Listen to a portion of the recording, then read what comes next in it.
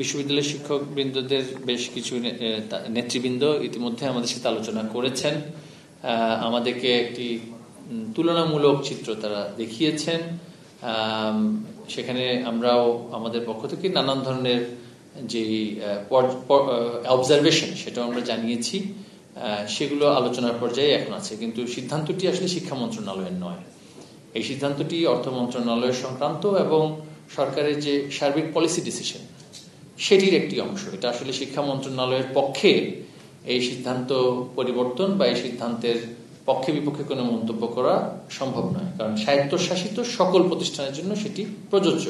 তবে যেহেতু বিশ্ববিদ্যালয়ের ক্ষেত্রে আলাদাভাবে বিবেচনার জন্য একটি আলোচনা এসেছে, সেটা আমরা যথাযথ কর্তৃপক্ষের সাথে আলোচনায় উপস্থাপন করতে পারি।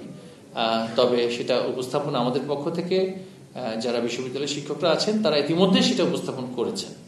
অচলাবস্থা সৃষ্টি হওয়ার বিষয়টি নিয়ে আমি এই মুহূর্তে কিছু বলছি না। তারা যেহেতু তাদের একটি কর্মসূচি ঘোষণা করেছেন, আমরা আমাদের দেশ গণতান্ত্রিক দেশ, সেখানে সকলেরই রাজনৈতিক এবং বাক স্বাধীনতার অধিকার আছে এবং এর মাধ্যমে কিন্তু আমরা প্রমাণ পাই যে আসলে বিশ্ববিদ্যালয়ের শিক্ষকগণ যে সরকারের কর্মচারী নন, কর্মকর্তা নন। তাদের কিন্তু সেইভাবে করে সেটা আরো পরিষ্কার হয়ে যায় যে তারা সরকারি যে বিধিনিষেধ বা শৃঙ্খলাজনিত যে সমস্ত বিধিবিধানগুলো আছে সেগুলো দ্বারা তারা বাড়িত নন। যেহেতু তারা বাড়িত নন, সেহেতু তারা একটা ঘোষণা দিয়েছেন এই অচলাবস্থা আগামীকাল থেকে যদি শুরু হয়ে থাকে আমরা পরিস্থিতি বিবেচনায় ব্যবস্থা নিব। এখন পর্যন্ত যেহেতু হয়নি, আগামীকাল একটি কর্মবিরতির ঘোষণা এসেছে, আমরা পরিস্থিতি পর্যবেক্ষণ করব, পর্যবেক্ষণ করেই পরবর্তী সিদ্ধান্তে আমরা। বিশ্ববিদ্যালয়ের বিষয়ে আপনি যে কথাটা বলেছেন, বিশ্ববিদ্যালয়ের শিক্ষকদের বিষয়ে, বিশ্ববিদ্যালয়ে যারা শিক্ষক, আমাদের পাবলিক বিশ্ববিদ্যালয় সমূহ এবং স্বায়ত্তশাসিত বিশ্ববিদ্যালয় সমূহ, বিশ্ববিদ্যালয়ের শিক্ষকগণ কিন্তু সরকারি কর্মচারী হিসেবে কিন্তু গণ্য হন না আইনত। তারা বিশ্ববিদ্যালয়ের শিক্ষক এবং সেক্ষেত্রে বিশ্ববিদ্যালয়ের জন্য আলাদা একটা কাঠামো থাকে এবং সেই ক্ষেত্রে একজন বিশ্ববিদ্যালয়ের শিক্ষক তার যেই সম্মানের জায়গা আছে, তার যে শ্রদ্ধার জায়গা সমাজে আমাদের মধ্যে থাকে, সেক্ষেত্রে তারা সবাই কিন্তু সরকারি কর্মচারী হিসেবে গণ্য হন না এবং তাদের কিন্তু নানান বিষয়ে মতামত দেওয়ার ক্ষেত্রে তাদের যে স্বাধীনতা, তারা অন্যান্য সরকারের যারা বেতন কাঠামোর মধ্যে আছে তাদের মতন সেভাবে করে গণ্য হন না। সেই ফ্লেক্সিবিলিটিটা তাদের আছেন। সুতরাং তারা তাদের যে দাবি সেটা নিয়ে আমাদের সাথে ইতিমধ্যে আলোচনা করেছেন।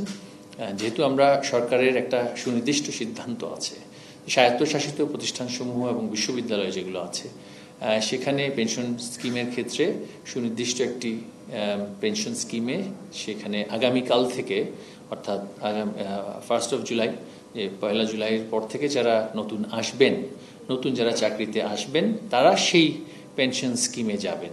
এটা হচ্ছে সরকারের প্রশাসনিক বা নির্বাহী সিদ্ধান্ত।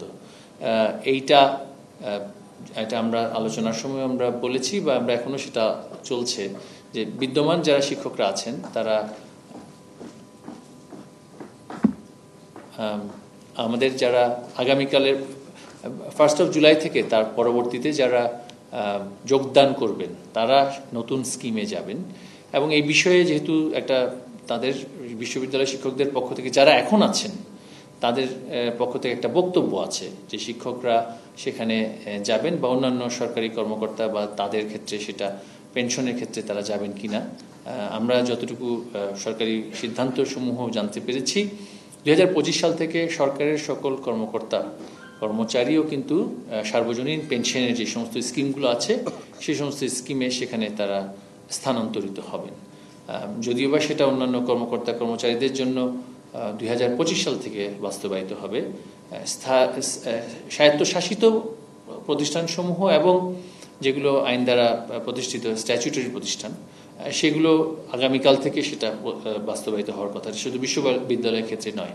বিশ্ববিদ্যালয়ের ক্ষেত্রে যেহেতু আলাদা আলোচনা আছে, আমরা যেহেতু সরকারের অংশ, আমরা যেহেতু সরকারের নির্বাহী বিভাগের অংশ, সরকারের এই সিদ্ধান্তের বিষয়ে সুনির্দিষ্টভাবে কোনো মন্তব্য করা আমাদের জন্য সমীচীন হবে না। সরকারের যে সিদ্ধান্ত সেটা সাথে আমাদের সকলের অবস্থান থাকতে হবে। আর শিক্ষকদের বিষয়ে এই আলোচনাটি আমরা আবারও সেটা পর্যালোচনা করে দেখা যায় কিনা সেটা নিয়ে ভবিষ্যতে আলোচনা হতে পারে। তবে সরকারি যে সিদ্ধান্ত সেটা কিন্তু আমরা শুধুমাত্র বিশ্ববিদ্যালয়ের জন্য কিন্তু নয়, সকল স্বায়ত্তশাসিত প্রতিষ্ঠানের জন্য তাদের যে পেনশন স্কিম সেটা সরকারি পেনশন স্কিমে থাকবে না, সেটাই হচ্ছে সিদ্ধান্ত। তো সেক্ষেত্রে বিশ্ববিদ্যালয়ের জন্য আলাদা কিছু করতে হলে কিন্তু সেইভাবে করে অর্থ মন্ত্রণালয়ের সাথে আলোচনা করে একটা আলাদা উপায় বের করতে হবে। কিন্তু যেই সিদ্ধান্তটা বর্তমানে বিদ্যমান আছে সেটা আসলে শুধু বিশ্ববিদ্যালয়ের জন্য নয়, সকলের জন্যই প্রযোজ্য। এই বিষয়ে আমার সুনির্দিষ্টভাবে পরিবর্তন বা এটা নিয়ে সেটা পরিবর্তিত হবে কি হবে না সেটা নিয়ে কোনো মন্তব্য আমার পক্ষে করা সম্ভব হবে না।